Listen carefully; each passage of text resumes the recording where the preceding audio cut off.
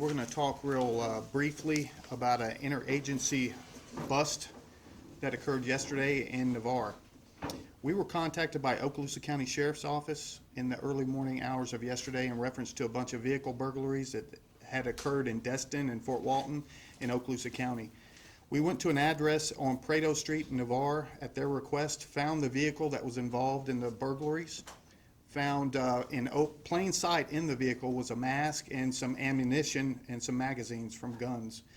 So one thing leads to another. The Okaloosa deputies respond. We get a search warrant. Some of the people come out when we first knock on the door. Others stay inside. One person runs out of the residence and throws a bag over a fence where one of our deputies were standing.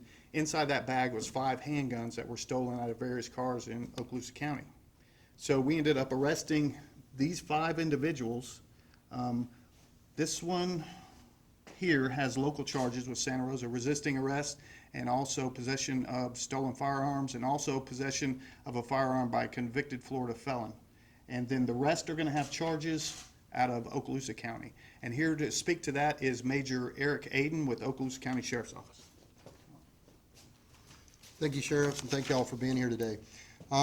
Sometime between the hours of 1:30 and 3:30 in the morning on the 19th, there were several smash and grabs. We're up to close to 70, 60 plus burglaries to vehicles with forced entry. They hit some of the areas in the unincorporated as well as the incorporated areas of Fort Walton Beach city limits. They started out all the way in our East District in Destin, Florida, hit some hotels, and they were looking at, after testimony from them, they acknowledged that they were looking for quick cash and guns. They didn't want anything traceable to them. So Ms. McCoy drove the other 4 defendants around, and as Sheriff Johnson mentioned, that we found them at an address here because of some information that was developed through the investigation that led us back to that address. And great teamwork with Fort Walton Beach Police Department, Santa Rosa County Sheriff's Office, as well as Okaloosa County Sheriff's Office and the investigative team for both. And also we had the Chief of Police for Fort Walton Beach. So, tell them about how many you had. Thank you. As Major Eric Aiden said, and as the Sheriff said, this is a joint effort between the 3 agencies.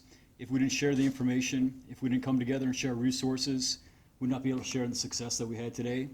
And really the community is the winner. By all 3 agencies working together and resolving this case, we had approximately 14 vehicle burglaries that took place in Fort Walton Beach, and we were able to clear all 14 of them from the hard work from the 3 agencies. And we'd like to thank the Sheriff for all his help. Thank you. 5 were recovered at the scene, and it was kind of funny. This individual right here runs from the scene and throws a bag over the fence, and one of my deputies almost caught the bag. That's how close he was to the bag. So, and inside were 5 handguns. I believe one was a Glock. We had a Kimber 1911 45. They were all semi-automatic handguns, so all really expensive high-end guns, but they're now off the streets and are not going to be used in any crimes thanks to the cooperation of our 3 agencies. I'll tell you this as well too, people don't need to leave their guns in cars. Even if you lock your car, this is a perfect example. They did smash and grabs. They broke windows out and they took these guns out of these cars. And if you're a gun owner like I am, if I leave my gun in the car and somebody steals it and then kills somebody with it, that's going to be on my conscience for the rest of my life. And I know these people don't want to have that. So my suggestion is when you go inside at night, wherever you are, take your gun with you. Don't leave it in the vehicle. Jermaine Jones, middle, has got 15 outstanding warrants from Louisiana, all for burglary, all felony burglary charges. So yeah, he's popular over in Louisiana as well. And I want to say there were 2 of them we suspect were involved in a drive-by shooting in New Orleans or just Louisiana, do we know? Louisiana, as far as we know. It's in New Orleans, sir. Okay. And which 2 were those again? That was... It's going to be Alyssa Massey and Jermaine Jones. Okay. So that tells you right there that these people right here are not afraid of breaking the law. They do it on a regular basis, apparently. So, any other questions? I have one for Major Aiden. You know, we always say, see something. If you see something, say something. Do you want to comment about the role citizens can play? Because even in this case, somebody stepped forward with some vital information that helped law enforcement, take the next step.